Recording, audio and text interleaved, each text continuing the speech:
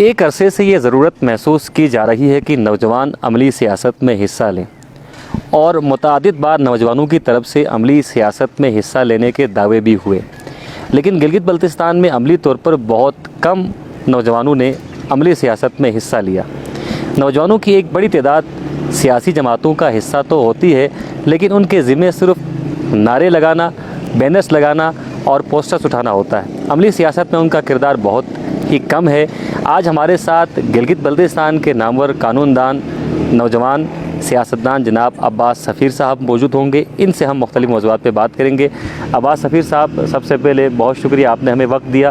آپ پڑھے لکھے نوجوان ہیں، اور آپ کے اگر ہم اکیڈمک کیریئر کو دیکھتے ہیں تو آپ تھرو آؤٹ ٹاپر بھی رہے ہیں، اور جو ٹاپرز ہوتے ہیں یا جو پڑھے لکھے لوگ ہوتے ہیں ان کی کوشش ہوتی ہے وہ جاب کریں، لیکن آپ نے ایک مشکل مرحلے کا انتخاب کیا ہے، مشکل کام کا انتخاب کیا ہے۔ کیا سوچ کر آپ سیاست میں آئے ہیں؟ کیا عزائم ہیں؟ بہت شکریہ محمد علی انجم صاحب، آپ اس چیز کا بخوبی ادراک رکھتے ہیں کہ ہماری زندگی صرف افسوس کرنے میں گزری ہے۔ ہم ہمیشہ یہ افسوس کرتے ہیں، ہم اپنی محرومیوں کا رونا روتے ہیں کہ ہمیں یہ نہیں ملا، یہ قیادت ہوتی تو اچھا ہوتا، پڑھا لکھا ہوتا اچھا ہوتا، کوئی قابل ہوتا، کوئی کام کرنے والا ہوتا۔ اب آپ کی بات صحیح ہے کہ اگر ہر بندہ وہاں نوکریوں کے پیچھے جائے، اگر ہر بندہ اپنی جابز کے اور اپنی زندگی کے پیچھے جائے تو اس کی اپنی ذات کی حد تک فائدہ ہے۔ جس انسان کا مقصد اپنی ذات سے بالاتر ہو کر، اپنی ذات سے بڑھ کر اپنے ساتھ مختلف جو طبقہ جات ہیں، جو محروم طبقے ہیں، ان کی بحالی کی کوشش کرنا ہو، تو وہ کبھی یہ نہیں چاہے گا کہ وہ ایک جو ہے نا خاص کسی جاب کے اندر محدود ہو جائے اور اپنی زندگی کو ضائع کر دے۔ ہم سمجھتے ہیں جاب کرنے والے بھی اچھے ہیں، ان کی اپنی زندگی ہے، لیکن جو ہمارا جو ویژن ہے، ہماری جو ترجیحات ہیں، اس میں جاب ہمارے لیے کبھی فیوریبل نہیں رہا۔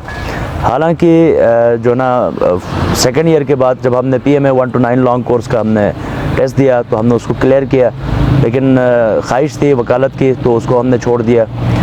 اس کے بعد بھی کئی ایک ایسے موقع ملے جس میں جو ہے نا آفرز خود ہوئیں جوڈیشری کی کچھ سیٹوں پر، لیکن کیونکہ ہماری ترجیحات میں اپنی ذات اور اپنی زندگی کی حد تک معاملات کرنا نہیں تھا، تو ہم چاہتے تھے جو ہمارے ارد گرد لوگ ہیں، جو محروم طبقہ ہے، تو ہماری ذات سے اس کو کوئی فائدہ پہنچے۔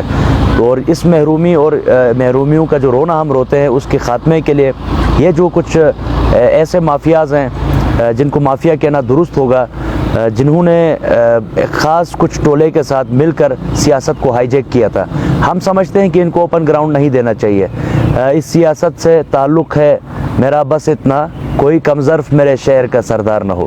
یہ انتہائی ظلم کی بات ہے کہ آپ کے جو PhD سے ماشاءاللہ گلگت بلتستان مردم خیز خطہ ہے، یہاں پر بڑے نامور حضرات گزرے ہیں، بڑے شاعر، فنکار، ادیب، اسکالرز، اور جب ہم دیکھتے ہیں کہ ان کی قیادت کن کے ہاتھوں میں ہے تو ہمیں افسوس کے ساتھ کہنا پڑتا ہے کہ ان کی قیادت ایسے ہاتھوں میں ہے جن کو ان کی فیلڈز کے حوالے سے کوئی شدھ بودھ ان کو نہیں ہے۔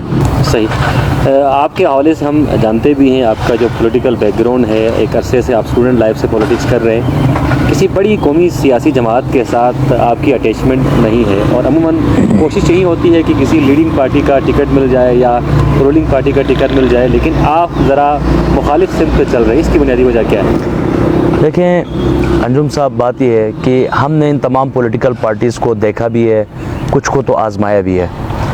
ہم ان کے ساتھ جب سے رہے ہیں، جب تک ہم نے ان کو سنا ہے، جتنا ہم نے ان کو سنا ہے، ان کے منشور میں گلگت بلتستان کے حوالے سے یا ہماری محرومیوں کے حوالے سے کوئی واضح ایجنڈا نہیں ہے۔ تو کوئی بھی جو نا جماعت، ہم سمجھتے ہیں کہ گلگت بلتستان کے بیسک ایشوز سے مخلص نہیں ہے۔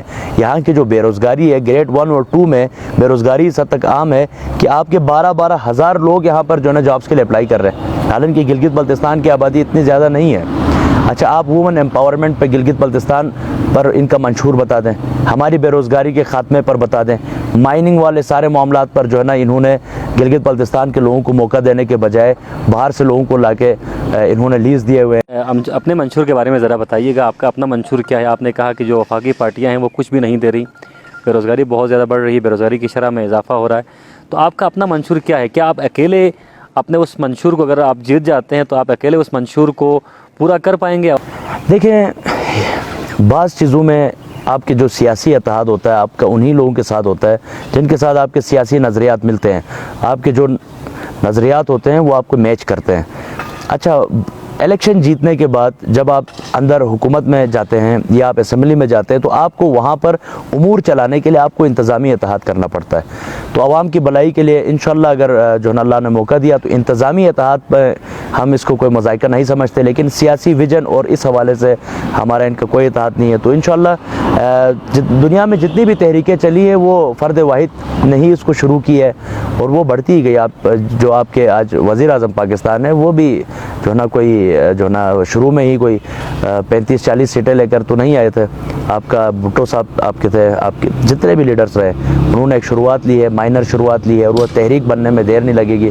लेकिन हम अपनी आज़ाद हैसियत को हमेशा बरकरार रखेंगे ताकि वो जो सियासी विजन है, जिस चीज़ को हम चाहते हैं कि गिलगित बल्तिस्तान का जो नौजवान है जिस चीज़ को पिक करे, जिस नज़रिए को पिक करे अपनी कौमी पार्टियों की अपनी शनाख्त बनाने की, तो वो बरकरार रहे। सर हल्का 1 है, काफ़ी मुश्किल हल्का है, यहाँ पर नामी गिरामी सियासी शख्सियात के साथ आपका मुकाबला होने जा रहा है। आप क्या समझते हैं, आप उनका किस हद तक मुकाबला कर सकते हैं? देखिए, इनको नामी गिरामी किसने बनाया है?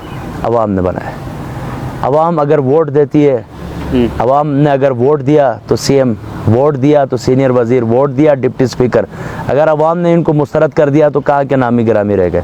तो ये जो नामी गिरामी का जो लफ्ज़ है हम जैसे सियासी कारकुनों के लिए इंतहाई हम इसको नामुनासिब समझते हैं सियासत में कि ये जो नामी गिरामी जिन लोगों को कहा जाता है तो ये अवाम ही बनाती है और अवाम इंशाअल्लाह इनको मुस्तरद कर देगी, इनकी कोई कारकर्दगी। जी अमूमन ये ख्याल किया जाता है लोगों की तरफ से, ये राय भी दी जाती है कि जो नामी गिरामी सियासी शख्सियात हैं वो अपनी सहूलत के लिए किसी नौजवान का सहारा लेते हैं कि आप इलेक्शन में खड़े रहें ताकि इससे मुझे सियासी फ़ायदा हो। क्या आप भी किसी के कहने पर खड़े? ना लेके जाओ मुझे दोस्तों की महफिल में, मैं बेअदब हूँ हंसी आ गई तो क्या होगा। जनाब अंजुम साहब, ये जो मामलात है ये प्रोपेगेंडा है, ये नौजवानों का जो वोट है उसको तोड़ने के लिए, ये जो एक नया जो मोमेंटम क्रिएट होने जा रहा है उसको तोड़ने के लिए है। हमने तकरीबन 9 साल हमारे लगे हैं इस फील्ड में, नौजवानी से लेकर अब तक हमने न किसी के डिक्टेशन पर काम किया, न ही किसी के सपोर्ट पर हम सामने। हमारा एक अपना नज़रिया है, हमारा एक अपना मंशूर है, हम उसी पर काम कर रहे हैं। और ये प्रोपेगेंडा हमेशा मुखालिफ इसको फैलाते हैं कि कोई भी नया कैंडिडेट आता है तो उसको यही समझा जाता है क्योंकि वो नया है, उसके वोट बैंक का कोई अंदाज़ा नहीं लगाया जा सकता। तो लोग यही समझते हैं कि इनको या तोड़ने के लिए या किसी को जोड़ने के लिए लाया गया, ऐसी कोई बात नहीं। हमारा अपना भरपूर अपना एजेंडा है, हम भरपूर इंतखाबात में हिस्सा लेंगे और इंशाअल्लाह ताला अज़ीज़ 18 अगस्त वाज़ेह कर देगा कि एक प्रोपेगेंडा के ज़रिए कुछ के अलावा कुछ भी नहीं है। और ये जो नामी गिरामी जिनको हमारी पब्लिक जो है ना पब्लिक ने बनाया था, इंशाअल्लाह ताला अज़ीज़ इनको 72 इंच शिकस्त होगी। सर ये बताइएगा कि आपने तोड़ फोड़ की बात की, बड़ी पार्टियों के किन किन लोगों को तोड़ने के लिए काम हो रहा है और कितने लोगों को तोड़ने में आप अभी तक कामयाब हुए? देखें अंजुम साहब, बात यह है कि हम किसी को तोड़ने के लिए नहीं आए, वो लगे रहें अपनी मर्ज़ी में, अपनी धुन में लगे रहें, हम अपना काम कर रहे हैं। जो नौजवान जो भुगत चुका है जिनको, वो हमारी तरफ आ रहा है। हम ये नहीं पूछ रहे कि यार आप शाह साहब के सपोर्टर हैं, आप फलां के सपोर्टर हैं, राजा साहब के हैं, मीर के हैं, पीर के हैं, वज़ीर के हैं, जिसके भी हैं, वो हमारे विजन को कैच कर रहा है और वो हमारी तरफ आ रहा है। तो इसमें सबके ही कटे हैं, राजा साहब के भी कटे हैं, शाह साहब के भी कटे हुए हैं, आपके विलायत साहब के भी काफ़ी लोग हमारी तरफ हैं। तो इंशाअल्लाह ये 18 अगस्त इस चीज़ को साबित कर देगा। 18 अगस्त के हवाले से आप बहुत ज़्यादा श्योर हैं और आप काफ़ी वसूख और यकीन के साथ कह रहे हैं कि 18 अगस्त को इंतखाबात होंगे? आपके सदर साहब ने और कौंसिल ने मंजूरी दे दिया 18 अगस्त की, तो हम इसी पर बात कर रहे हैं। बेशक ये 28 अगस्त हो जाए या सितंबर हो जाए, जब भी हो जाए इंतखाबात का पोलिंग डे जो भी होगा, इंशाअल्लाह हम अपना भरपूर फैसला करेंगे। घबरा भी रहें, एक फार्मूला ये भी ज़ेर गौर है कि हम इलेक्ट्रॉनिक वोटिंग का सहारा लें। क्या इलेक्ट्रॉनिक वोटिंग होती है तो आपके तहफ़्फ़ुज़ात हैं उस मरहले में? हम भरपूर हिमायत करेंगे। जो जदीद सिस्टम है, इलेक्ट्रॉनिक जो सिस्टम है, बायोमेट्रिक सिस्टम है, उसमें इनके वोटों की ख़रीद व फ़रोख्त रुक जाएगी। अच्छा, जो वोट फोल हो रहे हैं इंशाअल्लाह वो मामला रुक जाएंगे। तो अवाम भरपूर उसको चांस मिलेगा कि हर बंदा उसका वोट फोल ना हो, वो उसका कार्ड ज़ब्त ना हो, दीगर जितने मामला हैं आपको पता है जो इलेक्शंस के दौरान होते हैं, तो वो सारे मामला रुक जाएंगे इंशाअल्लाह। बायोमेट्रिक एक कदर शफाफ सिस्टम है। सर आखिरी सवाल नहीं बल्कि मैं चाहूँगा आप नौजवानों को कोई पैगाम दें। आप ख़ुद नौजवान हैं اور نوجوان آپ سے یہی پوچھ رہے ہیں کہ ہم آپ کو ووٹ کیوں دیں؟ دیکھیں انجم صاحب، ہماری جو ورکنگ رہی ہے وہ نوجوانوں کے سامنے ہے۔ ہم نے 2018 آرڈر جب آیا گلگت بلتستان پر، تب ہم نے رمضان کے دنوں میں گرم تارکول پر بیٹھ کر بھی دھرنے دیے۔ جہاں کہیں آٹے کا مسئلہ پیدا ہوا، بجلی کا مسئلہ ہوا، پچھلے سال آپ کے سامنے سارا ساتھیوں کے سامنے آن بورڈ ہیں وہ، کہ جو بجلی کی بدترین صورتحال تھی اس میں واحد ہماری آواز تھی جو اس پر احتجاج کر رہی تھی۔ آپ کا کوئی ایک ایسا معاملہ ہمارے ہاتھ سے نہیں گیا جس پر عوامی جو آواز ہے اس کو منظر عام پر لانے کے لیے ہماری جد و جہد نہ رہی ہو۔ اور باقی بہت سارے ایسے معاملات ہیں جن کی گواہی خود نوجوان دیں گے، بہت سے ایسے معاملات ہیں جن کو انسان اپنے اس میں کہہ نہیں سکتا کیونکہ وہ کچھ کا تعلق امداد سے ہوتا ہے، لیکن عوام کو ہم نے کبھی بھی پیچھے نہیں چھوڑا، نہ کرونا وائرس لاک ڈاؤن میں ہم نے ان کو پیچھے چھوڑا، نہ ان کے احتجاجات میں جو ان کے عوامی مسائل تھے اس میں ان کا ساتھ چھوڑا۔ ہم نے ہمیشہ نوجوانوں کا ساتھ دیا، اور نوجوانوں کو ہماری اس لیے ضرورت ہے کیونکہ نوجوان بے روزگار رہے۔